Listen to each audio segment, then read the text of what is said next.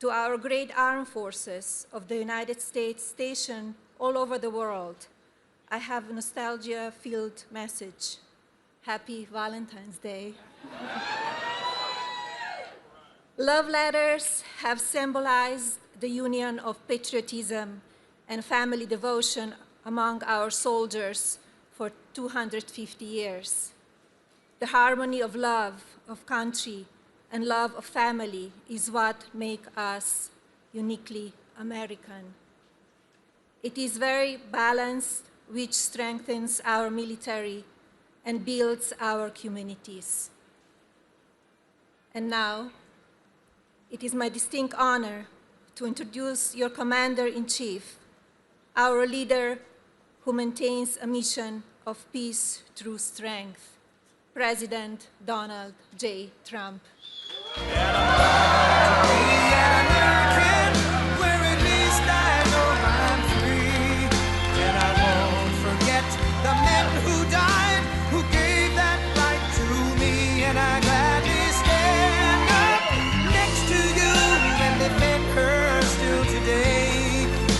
There ain't no doubt I love this land. God bless the USA.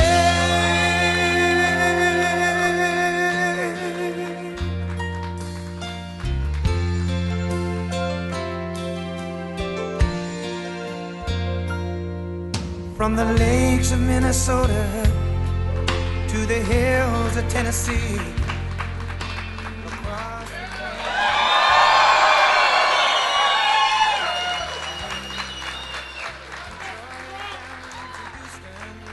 Thank you, everybody. I love that song, I must tell you.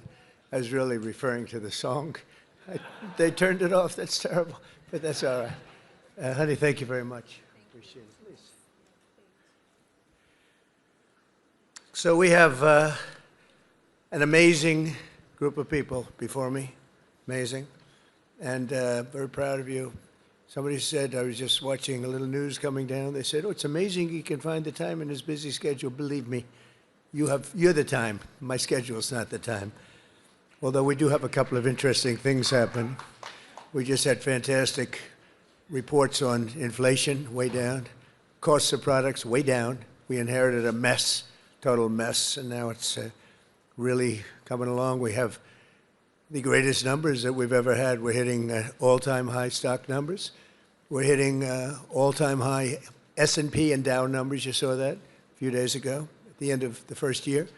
They said that it was going to take maybe 4 years, the end of the term, to hit 50,000 on the Dow. We did it in 1 year. And likewise, to hit 7,000 on the S&P was going to take at least 4 years, could be 5 or 6. We did it in 1 year. So, and all I know is forget about the stock market, forget about Wall Street. Your 401ks are doing very well. I don't have to ask you. Is anybody doing poorly with their 401k? If they were, you're a pretty bad investor, I'll tell you. But I want to thank Melania. Our country is truly blessed to have such a phenomenal First Lady. And now she's a movie star on top. Can you believe? She did a movie. It's the hottest thing you've ever. It's crazy. Congratulations, by the way. Very good. You know who loves that movie? The ladies. They go see it 3 or 4 times. That's what I heard. They go see it with the husband. The husband really likes it a lot, but the women go back and see it. But she's a great First Lady. And I'm thrilled to be back on one of the greatest and most celebrated military bases in the history of the world, Fort Bragg. We have your name back. We got your name back from the radical left. The radical left is not happy about it. It's another reason you have to vote for us, because they'll change it back to whatever it might be. This is the home of the legendary Green Berets, the home of the Sky Dragons, and the All-American 82nd Airborne. And in particular, I hear that we are joined by many exceptional soldiers from the 1st Brigade Combat Team, also known as the Devils in Baggy Pants. What's that all about? The devils, they are devils. And you are devils, I will say. And I have no higher honor in life than to be your Commander-in-Chief. I'm so proud of you all. And so let me begin by saying a very, very big thank you to our great warriors and the men and women of the United States Army. Unbelievable. Very special thanks also to all of the incredible military families who are here today. You know, without that family, our soldiers would not be the same. It's a whole big deal. I don't think they get enough credit, but they do get credit with me. That's why I sent you 1776 a couple of weeks ago, a little while ago. We had a lot of money coming into our country from tariffs, and I said, let's send a little to our, so, you know, they came in, they said, sir, we can do 1,775. I said, oh, that's good. They put the number. I said, you know, if we add one more dollar, it's 1776. I said, add a dollar. Add a dollar. Did everybody get 1776? I think so, right? You think the Democrats would have done that? Forget it. But it's really because of your incredible sacrifices to keep America safe and free. There's nobody more respected than the people in this room.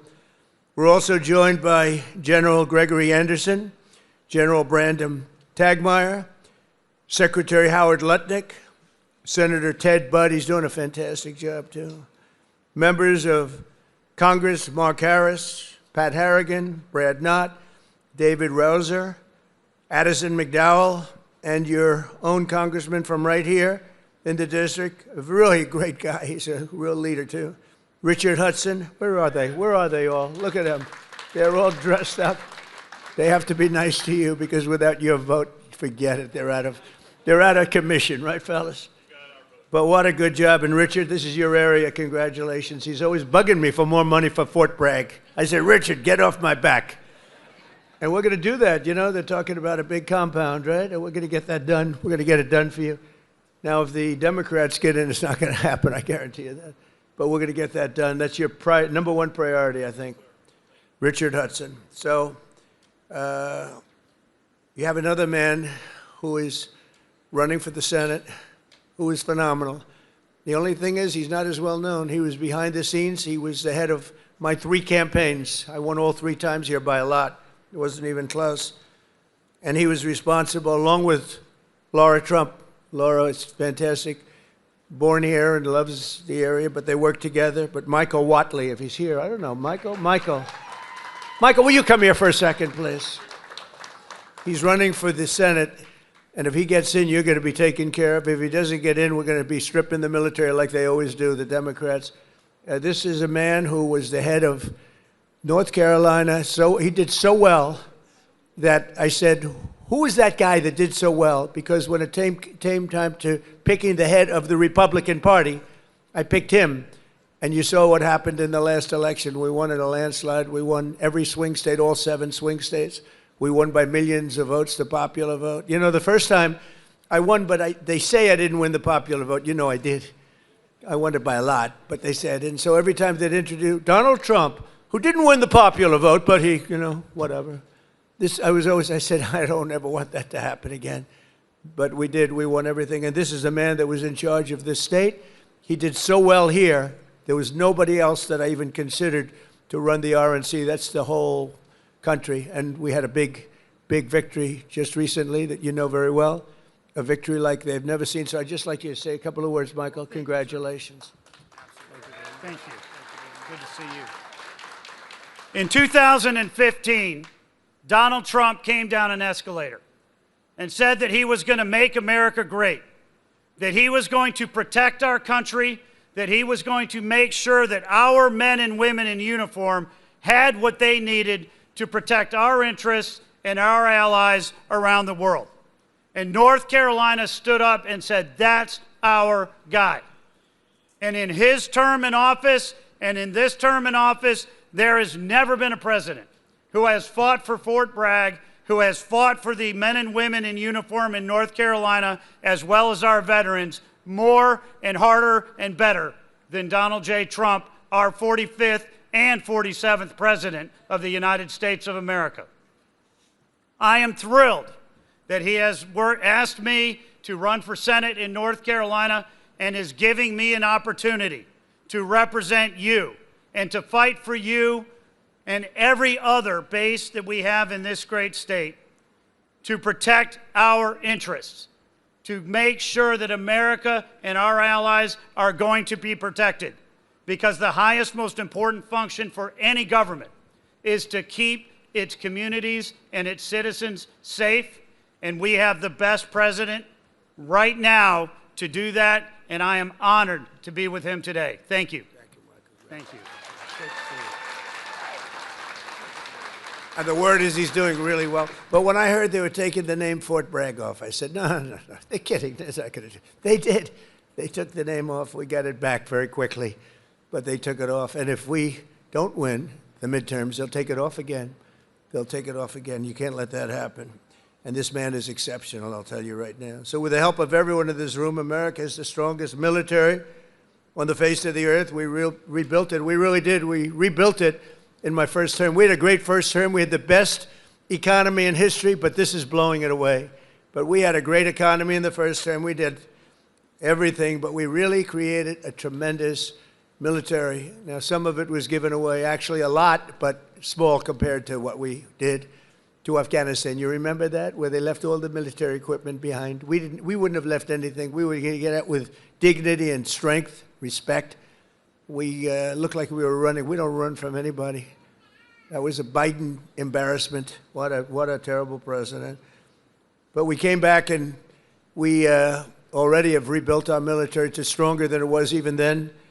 And we don't leave equipment behind. We don't leave jets behind. I said, why do you leave those jets behind? Sir, I thought it was cheaper to leave it behind. You know, $150 million plane. All they had to do was put a little jet fuel in there and fly it to wherever they want to fly it. These people were the worst. We can't let it happen again. Our military, if the Democrats get in, will be severely misserved.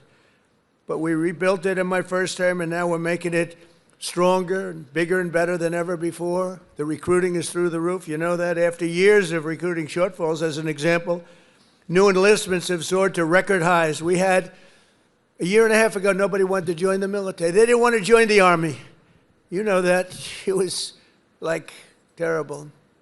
They didn't want to join the Army, the Navy, the Air Force, the Marines, the Coast Guard, or my beloved, how about that, Space Force. Do we like Space Force? It's turning out to be very important. But they tried to end that, and actually the military refused to allow that to happen. But you couldn't get people to join.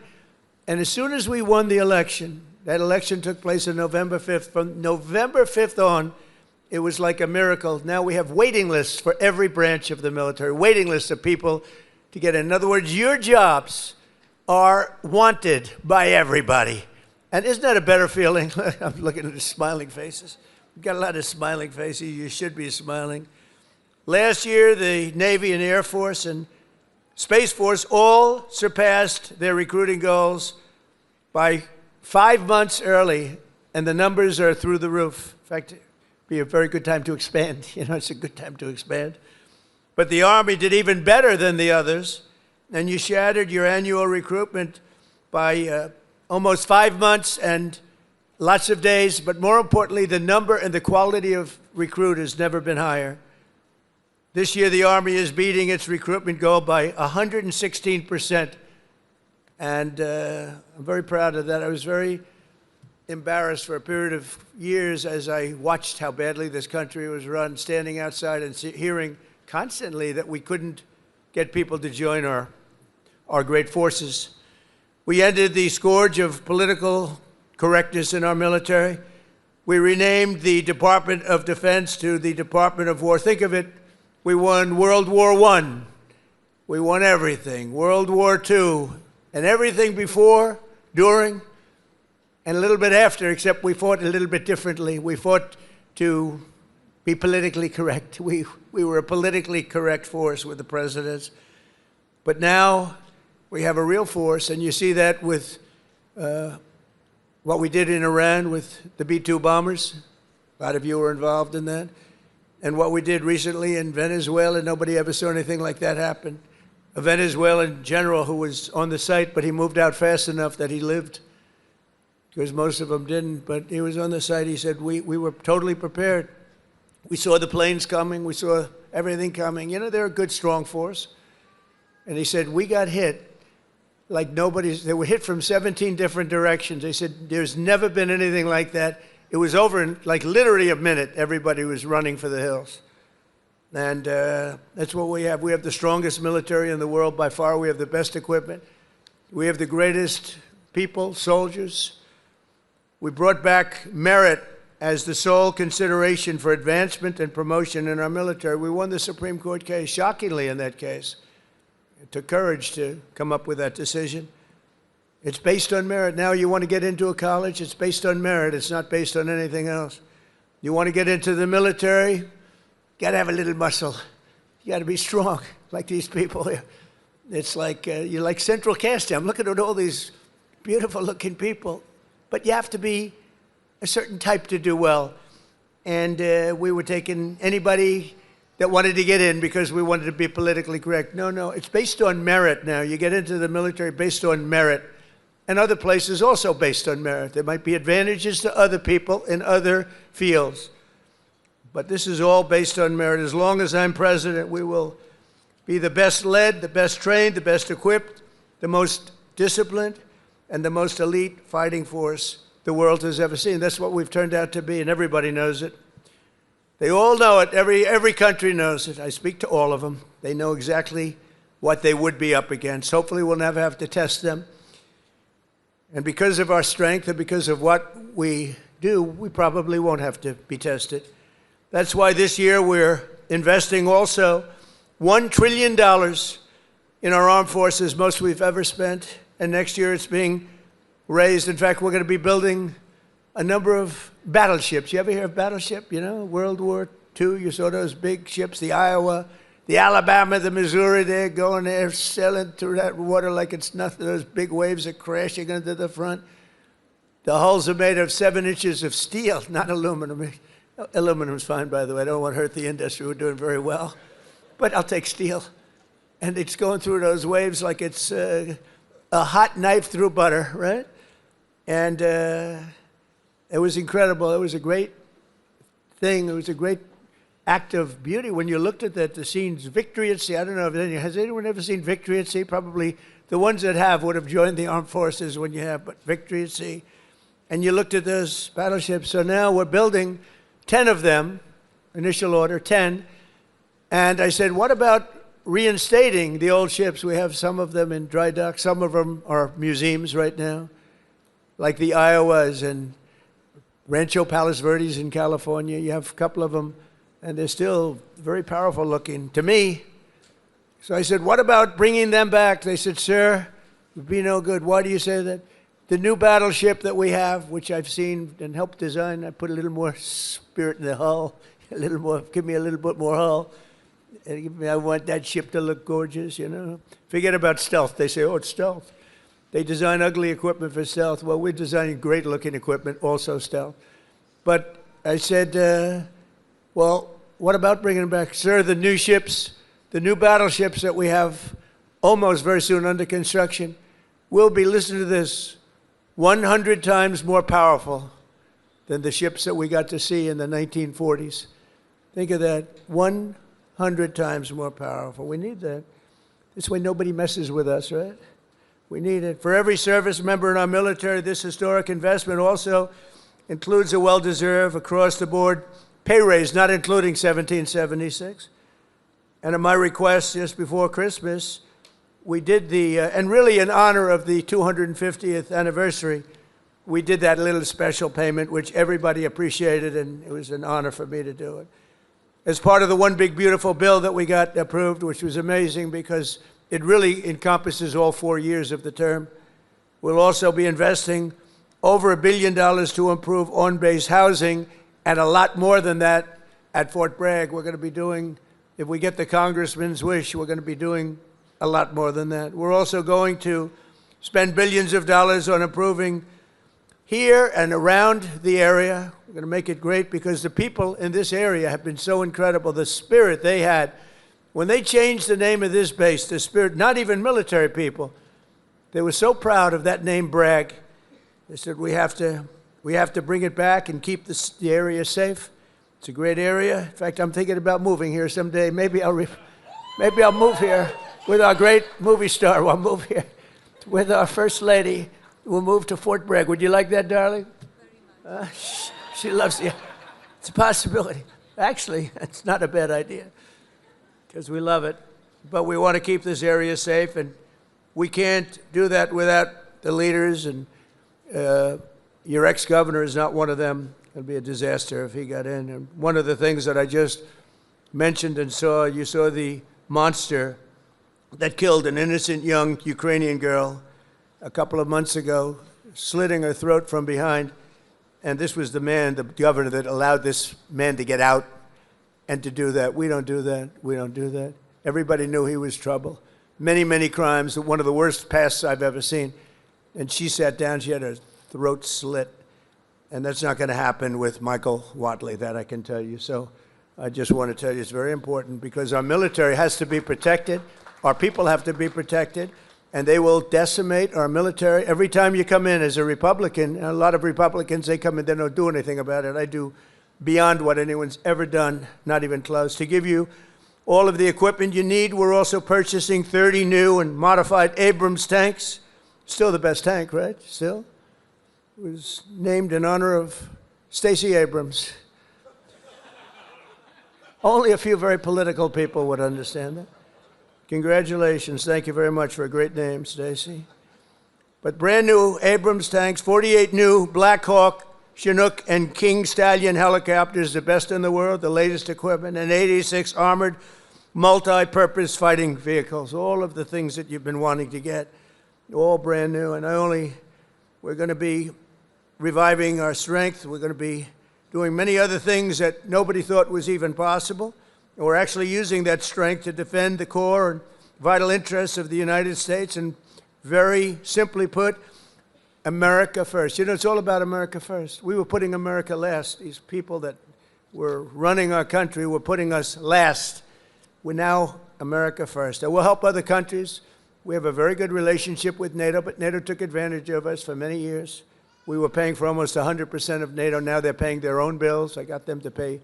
We took them from not paying 2% GDP to paying in full 5% GDP. Big difference, like day and night.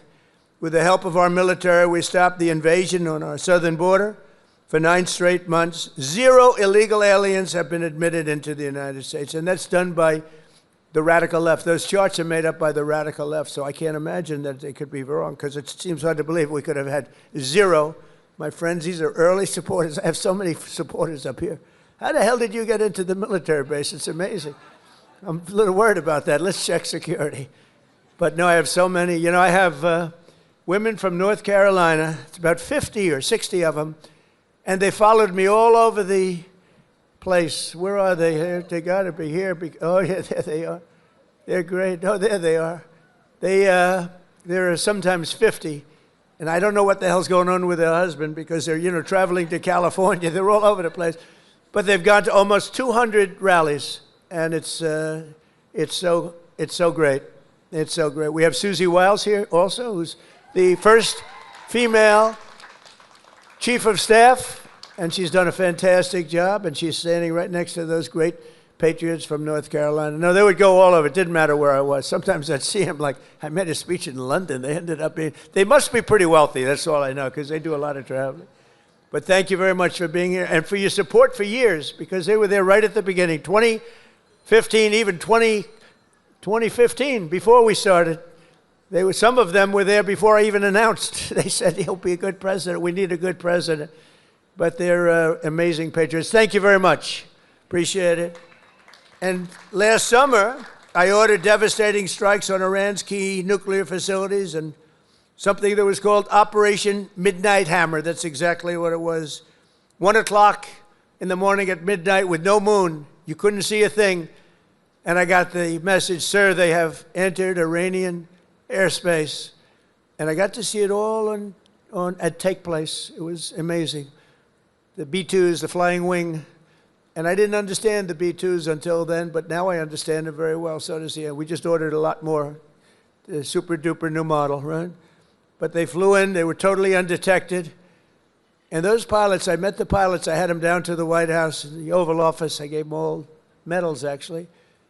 And I said, did you really like doing this stuff? You know, they're flying into very hostile territory. And they said, sir, we couldn't wait. In fact, they wanted to wait. You saw what was happening. People wanted to wait, and the pilots and their commander called me and said, "Sir, we're ready to go. Don't worry about that. That weather's nothing. We want to go, sir. We want to go." Now, if it were me, I'd say, "Take it easy. Let's relax." But, you know, you people have a lot of courage. Amazing, amazing. So we gave them medals. But that was Operation Midnight Hammer, achieving total obliteration of the Iran nuclear potential capability, totally obliterated. And think every single one of those 100,000-pound bombs hit its target, which happens to be an air shaft that goes directly into the facility. I don't think they'll be building air shafts anymore. That's not a good concept. They wanted to get a little air. They wanted to get a little fresh air. It didn't work out too well. No other country on earth could have done what we did. No other country has the weapons. No other country has the skill. No other country has the guts. And no other country has the extraordinary warriors that we have. We have the best warriors in the world. Because you can have the greatest equipment, but if you don't have the warriors, the equipment doesn't mean much.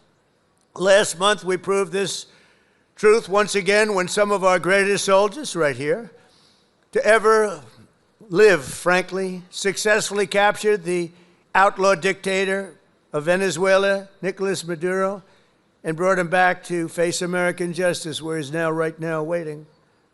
And that was an amazing night. People saw that. They've never seen anything like it. You know, it's a pretty military country. It was a big base, one of the biggest bases in South America, where he lived. And it was in a matter of minutes before he was on a helicopter being taken out of there. They had to go through steel doors. The steels were like, it was like paper mache. You know what paper mache is? That's weak paper. These guys blasted through every door. They got up to him before he got to the big safe, but that wouldn't have worked either because they had equipment that was going to knock that out in a matter of minutes. But he never got there.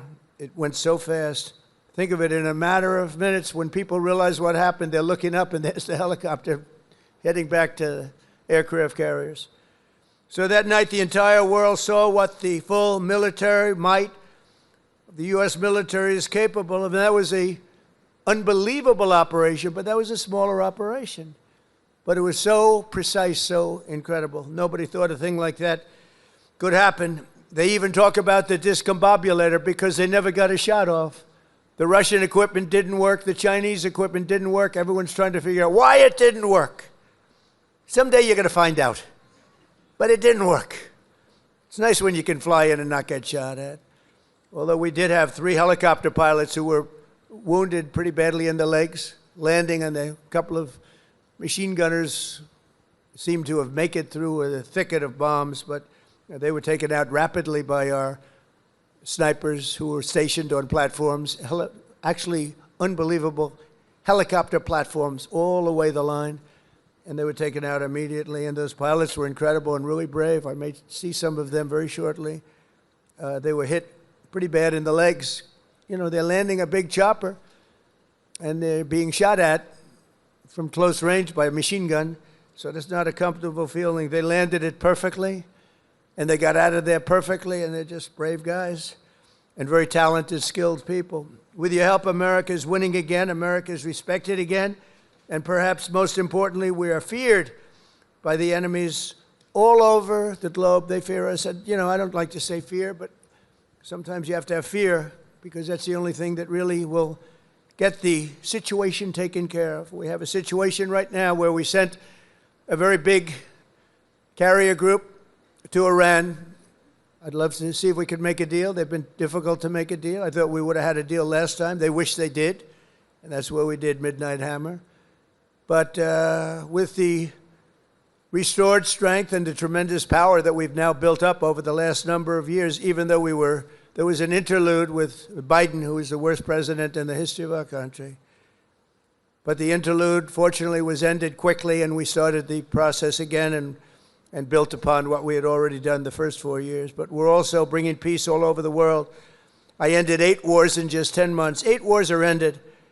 And we have a couple of more to go, but one in particular, Russia-Ukraine. It's a mess. It's a horrible thing. And I think we'll get there. It takes 2 to tango. You have to remember that. And we have to get there. Tremendous casualties, number of casualties. There's a war that if we were involved in that war, it would have been over very quickly. And effectively, but we're not, fortunately. In fact, we're not spending any money. We are spending and sending weapons to NATO. And because of the increase from 2% to 5% of GDP that the NATO countries are paying, they pay us full for the weapons. And then they distribute the weapons to mostly, I guess, Ukraine, but that's up to them. They buy them. And we do make the greatest weapons of any country in the world by far, most effective weapons. So my message to all of the warriors here today is that your commander-in-chief supports you totally. I support you more than, I know you've had a couple of good ones, not that many if you want to know the truth, but we support you more than any of them. And you're going to get out, and when needed, you're going to fight, fight, fight. You're going to win, win, win. And we're going to continue to make our country bigger and better and stronger than ever before. And that's exactly where we are right now. We are the most respected country anywhere in the world. And I say it, the King of Saudi Arabia told me when I was there, he spent $2 trillion. We have $18 trillion being invested right now in our country from other companies and countries all over the world. The most any country's ever had is $3 trillion. That was a long time ago, and it didn't happen to be us. It was another country. It starts with a C. Can you imagine what I'm talking about? China. But we have $18 trillion being invested.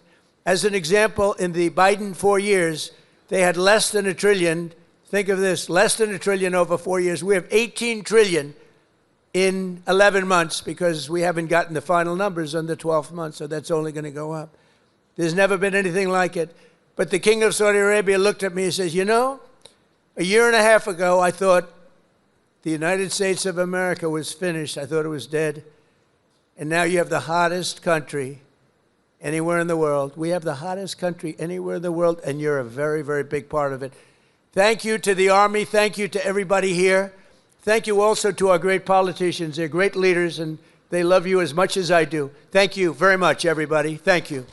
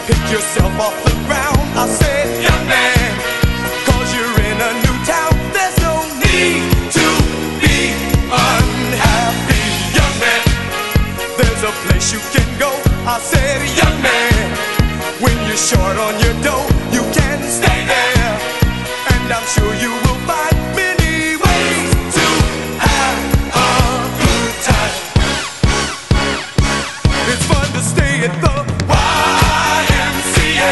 It's fun to stay at